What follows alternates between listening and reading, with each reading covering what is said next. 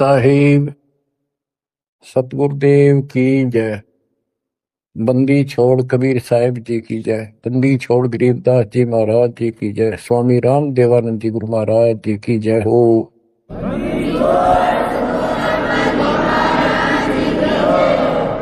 सर्व संतों की जय, सर्व भक्तों की जय, धर्मी पुरुषों की जय।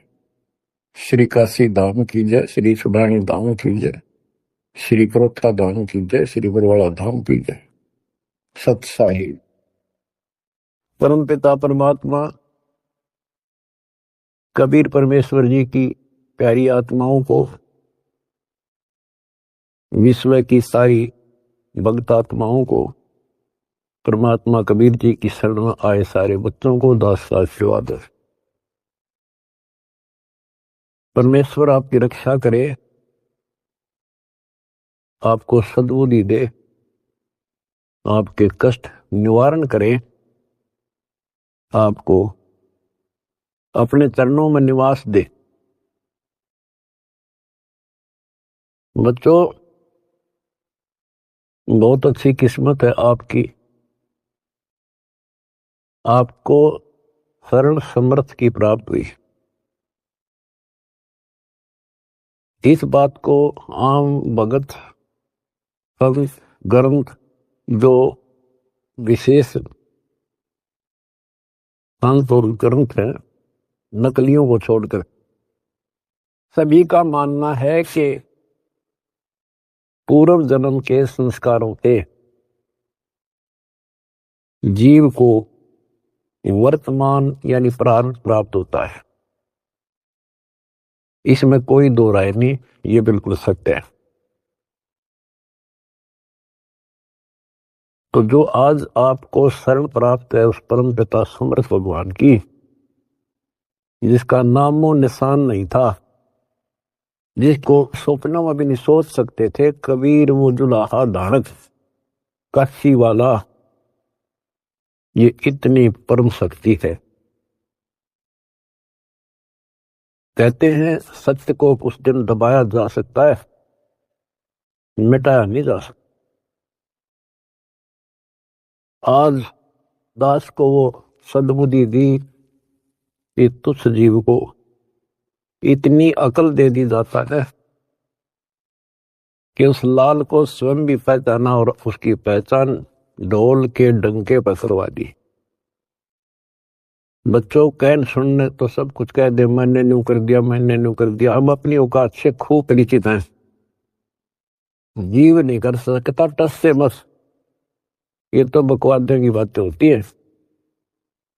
उस समर्थ की शरण में आए, उसका एक नियम है, आदिनी के पास है पूर्ण ब्रह्म दयाल। हमने इस परमात्मा को समझा और उसने जो फार्मूले बताए वो ही लाए। तो जो भी किसी प्रॉब्लम को, किसी सवाल को हल करने के लिए आवश्यक नियम बनाए हैं, फार्मूले हैं, उन्हीं को लावांगे तो वो हल होगी, वैसे तो होए कोई नहीं। तो दास ने जितना दाता ने बता रखी थी वाणी, गुरुदेव का जो आदेश था, उनको फॉलो किया, वो कदम बाय कदम, word to word, step by step. तो फिर वो सारे राज खुलते चले गए, प्रॉब्लम सोल्व होती चली गई और हम पास हो गए। गरीब आदिनी के पास है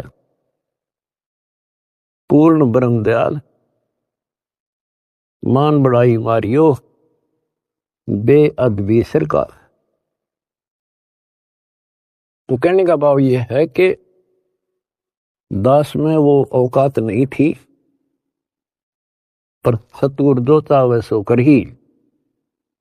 14 कोट दूत जमडर ही ऊत बोध जम त्रास निवार है, चित्रगुप्त के काल दिखवार है। गुरु मेरे करे तो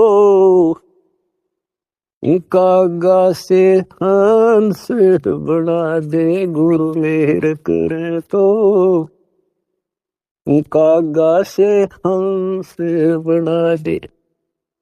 हम तो काग से हंस बना दिए। तो बच्चों, जो दास आपको बताना चाहता है बार बार, आप सामान्य जीव नहीं हो। यदि दूसरे शब्दों में दास कहें, आप पृथ्वी के देवी देवता हो। आपके अंदर जो अब सद्गुण आ चुके हैं, यहाँ के देवी देवताओं में भी नहीं। अब ये इनके इतिहास देख के देख लो, राग द्वेष, निरीबकवाद।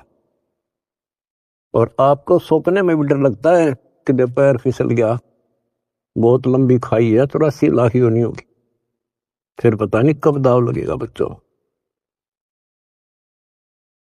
तो परमात्मा ने आपको शरण दी है, ये आपके पिछले जन्मों की कुर्बानियां हैं। लख बर सूरा जूझ ही लख बर सावत दे, लख बर यति जहान में तो सतगुरु शरण दे। आपने कथा सुनी है परमात्मा की अमरवाणी में, सेव और सम्मन और नेकी कितने हैंड टू माउथ थे,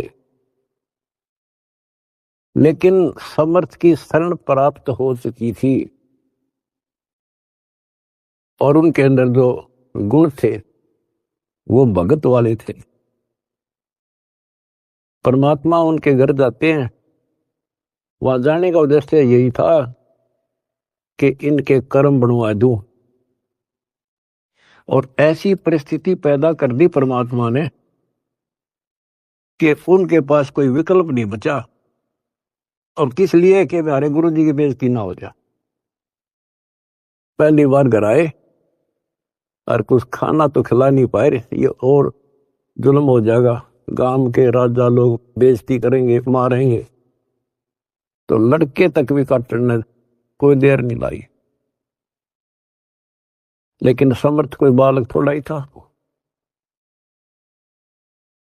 अब उन्होंने इसलिए नहीं किया था कि गुरु जी आ रहे जिंदा कर देंगे, इसलिए नहीं मारा था, लेकिन परिस्थिति ऐसी हुई।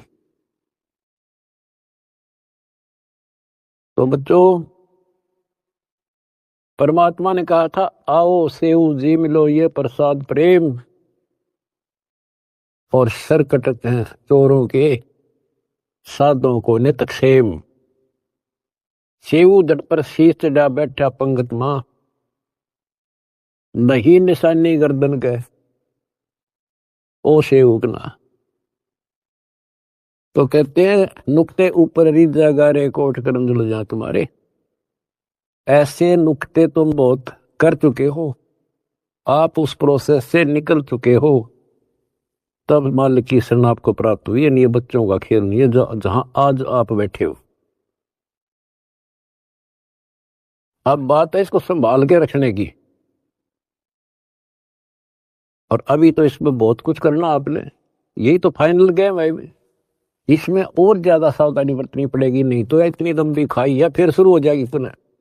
लख 84 की, आपके पैर फिसल गया तो आपको पता नहीं कितने करोड़ों युगों के बाद आपका फिर दाव लगेगा। अब फिर क्या होगा? इतनी गजब की भक्ति आप कर रहे हो आज। ओ हम सो हम पालड़ रंग होरी हो, 14 लोक चढ़ाव राम रंग होरी हो, 3 लोक पासंग धर रंग होरी हो, तो ना तुला तुलाया राम रंग होरी। एक सांस का सुमन सतनाम का श्वास, उस श्वास से, और कितने ले लेते हो गिनती नहीं। और प्रथम मंत्र ऐसा गजब का। तो ये भक्ति से आप परिपूर्ण होने लग रहे हो, संग्रह होने लग रहा आपका ये धन। और ये रह गया फिर आपको कैच कर लेगा काल, ब्रह्मलोक में बैठा देगा तो हजारों करोड़ों वर्षों तक। जैसे हम यहाँ आगे राजा बन गए, राजा ने कोई टाइम थोड़ा बकवाद करना है, समझाओ तो मानने नहीं, जाकर देख लो, बात कर लो। राजा ना बहुत बड़ी बात है, किसी छोटे से 2 पैसे ठीक टाइम पर मिल रहे, उसने बात करके देख लो, कोई मानना नहीं। तो युग काल फिर ऐसी बुद्धि भ्रष्ट कर देगा आपकी। इब जैसे आपको शुरुआत की कैसे की खूब पता होगा आपको। अब भी इस जन्म में, और तो छोड़ दो पिछली, तो अब तो आपके संस्कार थे ताकि जल्दी समझ गया आप। शुरू से में अच्छा सा नहीं लग गया, ये क्या बोल रहा है, ऐसे कैसे हो गया।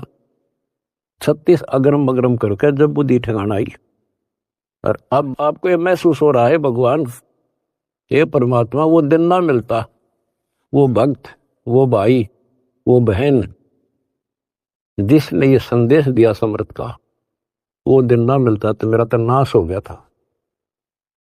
आपको भी होता होगा, क्योंकि दास अपना अनुभव बताता है। तो बच्चों, आपको परमात्मा कैसे पालता है, कैसे आपकी रक्षा करता है, जब शरण में आ जाते हो तो आपको कैसे भक्ति से परिपूर्ण करता है। अब जैसे आपको दीक्षा मिल गई, दीक्षा मिल गई तो आप भगवान के बच्चे हो गए, आपका जन्म हो गया इस दाता के घर में। दो तरह से जन्म माना संतों ने, एक तो बिंद से माँ बाप से शरीर मिला, अब आत्मा का जन्म उस दिन होता है जिस दिन तुम दीक्षा लेते हो, पुनर्जन्म।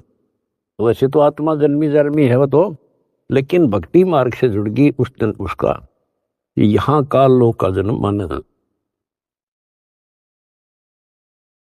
तो बच्चों, जैसे आपका बच्चा पैदा होगा, बेटा बेटी, आपका कितना प्यार होता है उसमें, कितना लगाव होता है, और कैसे पल पल पर उसका ध्यान रखते हो, नहाने का, धुलाने का, उसको दूध पिलाने का, भोजन खिलाने का, और इधर उधर चले जाते हो तो भी ध्यान आपका बालक में रहता है।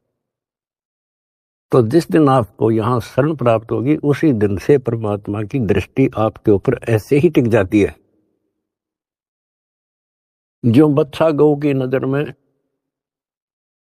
यूं साईं को संग और भक्तों के पीछे फिरे, वो भक्त वत्सल भगवंत। बच्चों,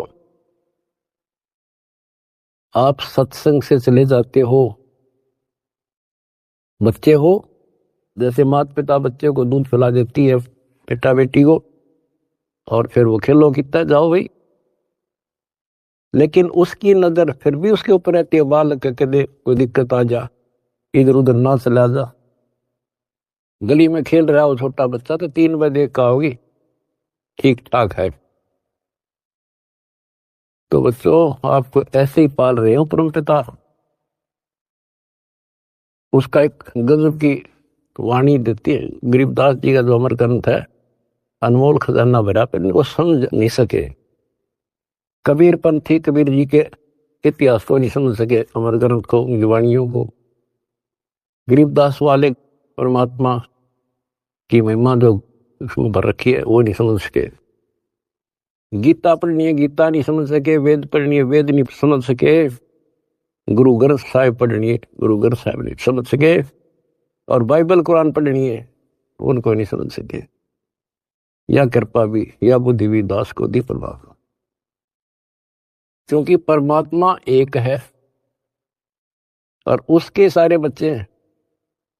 उसको कति फर्क नहीं है कि ये मुसलमान है, ये हिंदू या सिख या ईसाई या कोई छोटी जात बड़ी जात, उसके घर में कुछ नहीं है। उसने तो अपना लाल दिखाई दिया, अपना बच्चा बेटा बेटी। वो किस कूड़े में पड़ा है, शराबी है, कवाबी है, बकवादी है, कसाई बना दिया काल ने। अब उसका दृष्टिकोण ये रहता है, इसने मैंने निकाल लूं कैसे। वो नेकी सम्मन सेव उसी जन्म में सेठ बना दिए। 1 नंबर के दिल्ली के सेठ हो गए थे वो, जिन पर रोटी भी ना थी टाइम पे।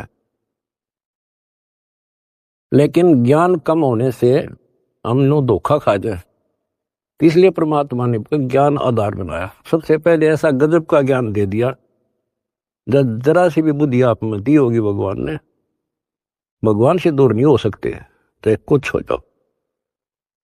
फिर नहीं हो सकते तो आप पतिव्रता पद पाओगे। और फिर क्या होता है, वो अगले जन्म में राजा बन जाता है, अब्राहिम सुल्तान अदम। बच्चों, वो तो राज ने ठाठ मान रहा था, इतने ठाठ थे गिनती ना हो, और परमात्मा ने उसका जीवन नष्ट होता दिखा था। हम तो धन मांगे भगवान से, भगवान कहे धन तो दे दूंगा, पर यो धन तेरा दुश्मन हो जाएगा। इतना मांगते रहो साईं, इतना दीजिए जा में कुटुंब समावे, हम भी भूखे ना रहे, अतिथि ना भूखा। लेकिन हम बेसब्रे हैं, हम टिकते नहीं। हम तो मांगे धन परमात्मा से, और परमात्मा ने ये हो गया कि इसको कैसे निकालूं इस नरक से।